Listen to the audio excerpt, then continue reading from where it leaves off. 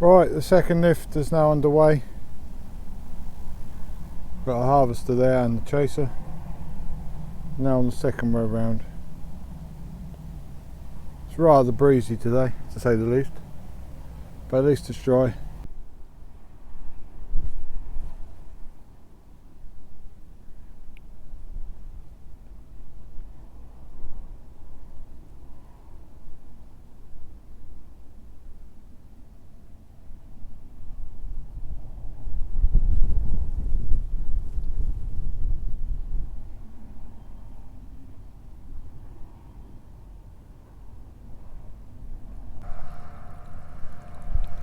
The drains have almost stopped running.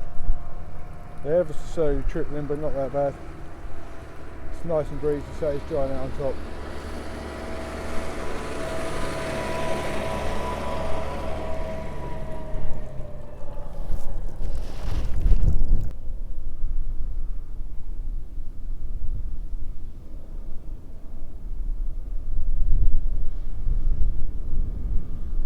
Don't take long to empty it.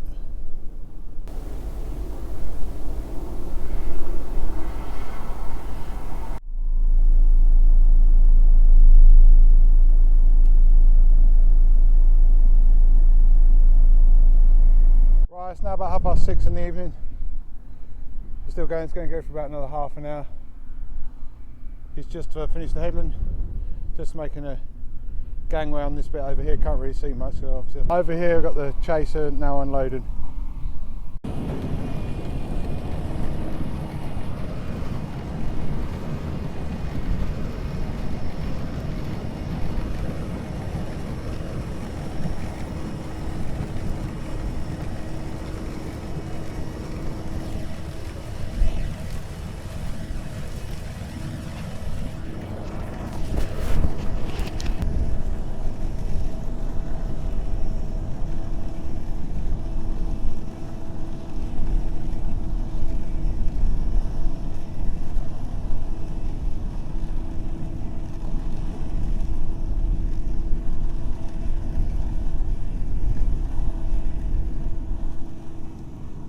I don't know if you can hear me, I've got my microphone in my pocket because it's so windy. Yeah, I just spoke to him, he said that's going really well. Because there's not wet holes like there have been on some farms where it's been. So no, I'm happy. Because we're using this chaser, it's not that's not really too bad a job to plough.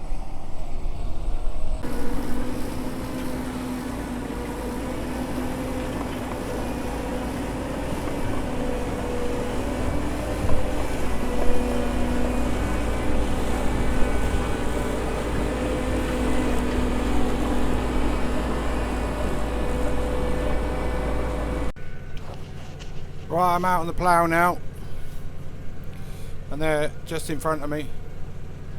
That's the last row of this gangway they've done. So yeah, the chaser's struggling to keep up because it's quite a distance. It's quite a funny shaped field this is, so he's struggling to. Chaser's struggling to keep up, so he just had to stop for about a minute while he waited for the chaser to get here. So. But now we're ploughing, that's not ploughing too bad here. This is the better end of the field. So in front of the harvester there's a bit of a field and it juts out into there, and then the rest of this field is down the bottom, which is harder, tougher than this, where I was ploughing yesterday evening. Yeah, but we're not ploughing too bad here. Yeah, we're getting on okay. Right, we're not too far behind the harvesting out. There's two of us now. The other one's just arrived. I know, he's been on the other part of the field. This field's split in two, so.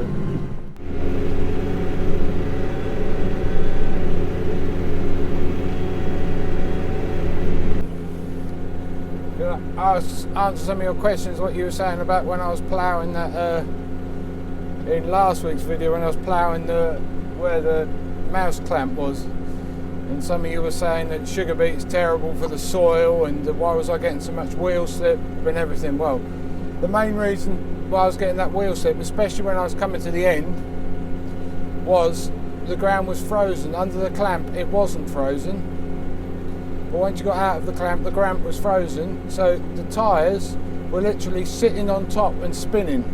They weren't even digging in at all, so I was doing no damage to the tool, to the soil. You often say, oh, damage your soil. I was doing no damage because the ground was frozen. When the ground is frozen, that's solid, and the wheels don't sink in, you're not doing any damage at all. And someone said about damage in the soil structure because the sugar beet is because of the crop the sugar beet is. Yeah, exactly. You can if you don't do it at the right time. We've done it when the weather's suitable. I mean, now I'm getting like 15-16% wheel slip, which is normal, completely normal when ploughing after sugar beet. It's very low wheel slip. And obviously we're using the chaser on the track John Deere, as you've seen, so that's not doing so much compaction either, and it's quite dry now. It hasn't rained now for probably a week just over a week and a half, something like that.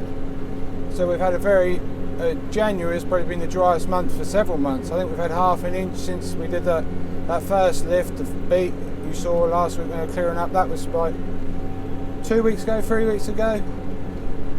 So yeah, it's gone very well. So and the sugar beet has yielded really well. It's been a really good year. And someone said about and I reckon that wheat that I drilled after that sugar beet is probably going to be one of my best crops of wheat, because the other was drilled and then not long after we had an absolute flock of rain, probably 3 inches within 3 days, I'd say, and it just washed it all together. And there's bits I've got to re-drill. Headlands haven't come up at all. I've seen it in loads of fields, not just ours. Everyone's got the same issue, and so that means that after sugar beet it's probably going to be my best crop. The reason we're not going to drill this one is because it's going to rain tomorrow, so I've decided to put this one in with spring barley, because if you drill it and then you get a flock of rain on it, it washes it together and it's no good. That's the reason we did well on that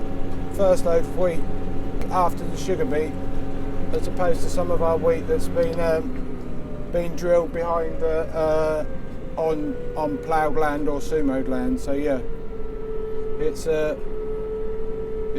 all swings and roundabouts, but you just have to do what's the best.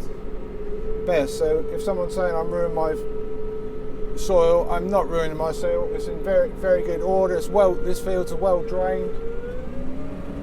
So yeah, no issues at all. So yeah, so I hopefully I've answered some of your questions, those of you who thought I was damaging the soil. Yeah, and yes, it can damage the soil structure if you don't do it at the right time. That's why we had to wait so long, wait till we got the ideal time.